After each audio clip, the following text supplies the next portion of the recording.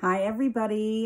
Just want to say that, all the teachers really miss you guys and hope that everybody is staying safe and feeling good. I am going to be reading chapter 8 of Restart. Before I do so, I want to, let you know that this was used by permission of Gordon Korman, who's the author of the book, and the online publisher, which is Recorded Books.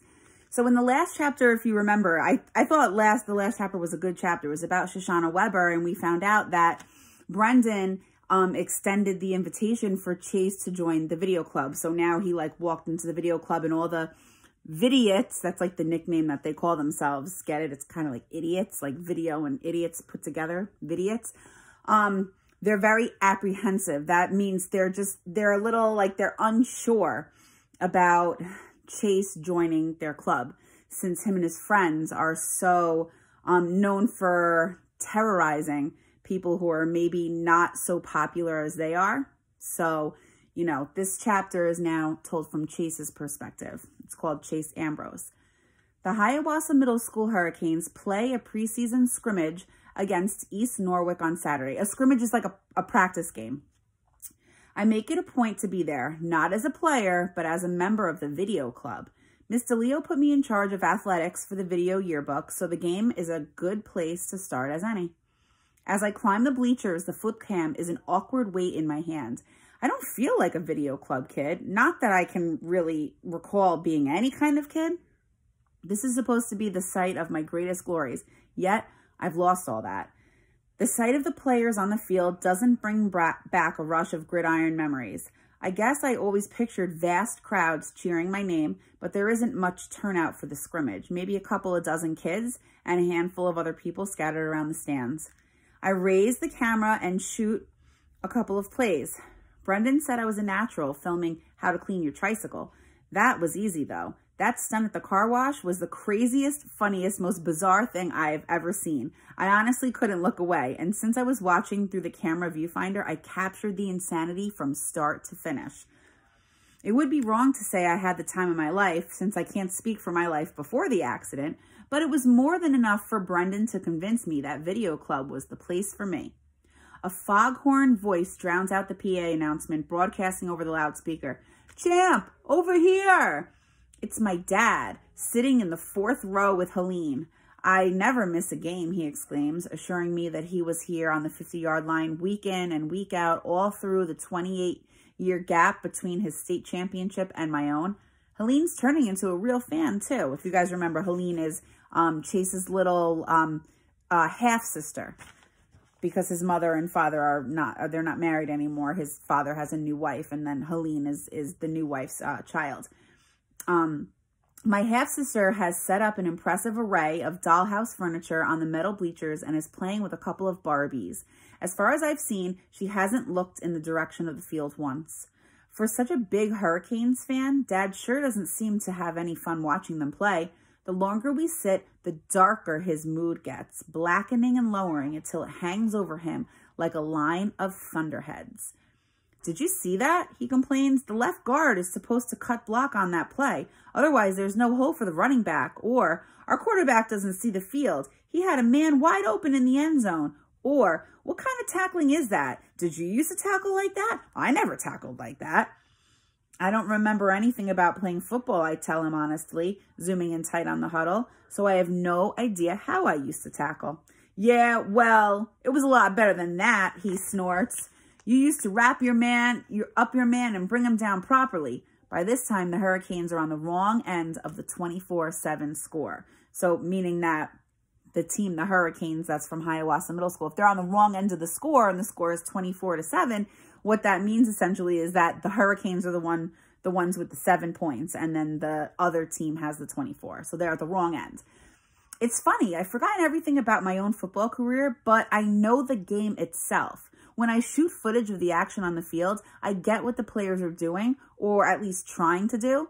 Either East Norwich is all universe, or this year's Hiawassee Hurricanes aren't a team of destiny. I have no idea how good I am, but it's hard to believe that one person could make up the difference between these stumble bums and last year's state champions.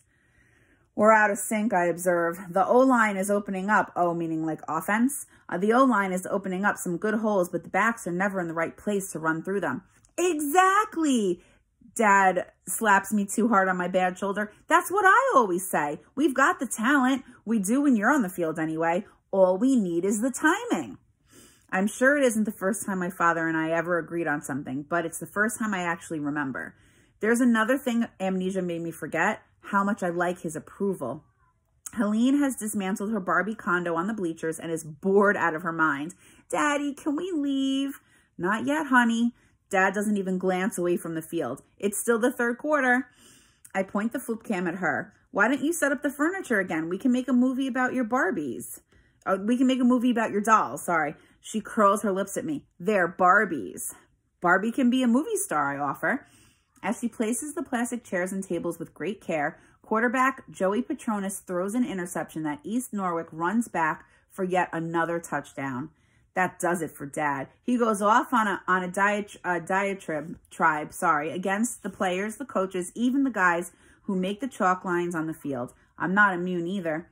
He finishes with, what are you doing with that camera anyway? You should be in this game, not taking pictures of it. I know you don't remember how good you are, but I promise you are that good. I start to tell him I'm only here to cover the team for the video yearbook, but something makes me swallow the words before they hit air. I understand on a gut level that isn't what Dad wants to hear. That's Play-Doh, sweetie. I'm in the middle of reading a book. Can you go? Sure. Okay. Sorry, guys. Instead, I find myself saying, I want to get back on the field. As soon as the doctor gives the okay, you'll see, I'll be out of there. Dad nods, pleased. That's who we are, champ. We're Ambrose men. We're the doers. Other people take pictures of us. Helene acts out entire storylines with her Barbies. I capture it on video, all the while keeping up a running game commentary with Dad, who doesn't seem to be a Barbie guy. Surprise, surprise. When I play my footage back to Helene on the tiny screen, she squeals with delight. And there, sitting on the bleachers in front of a bad football game, it happens. I remember. I mean, there's nothing wrong with my ability to remember. I remember everything that's happened to me since I woke up in the hospital. But before the accident, except for that weird image of the girl in blue, nothing. Until now. It's a flashback of Helene. She's probably what triggered it, because in my memory, she's squealing just like she is now. Wait, no. It isn't a happy sound. Her cheeks are red, her face twisted, and she's about to bawl. Bawl, meaning like hysterical crying. In the memory, I'm holding a stuffed teddy, her favorite. I remember that too. Actually, I've got the bear in my left hand and its head in my right. I ripped off the head of a teddy bear. I ripped the head off of 4-year-old teddy bears. Definitely not the memory I'd been hoping for, but still. I remembered something, I exclaim out loud. Yeah? What? Dad actually turns his attention from the game. Something from before the accident. See? He's triumphant. I told you there's nothing wrong with you. You'll be back in commission in no time. And man, do we ever need you out there.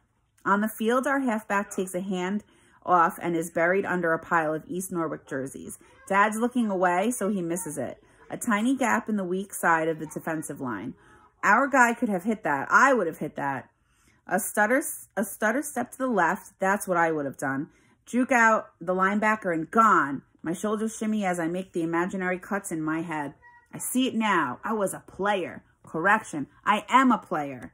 And as I picture it, the image of the headless teddy bear starts to fade. After all, it's just a stuffed toy.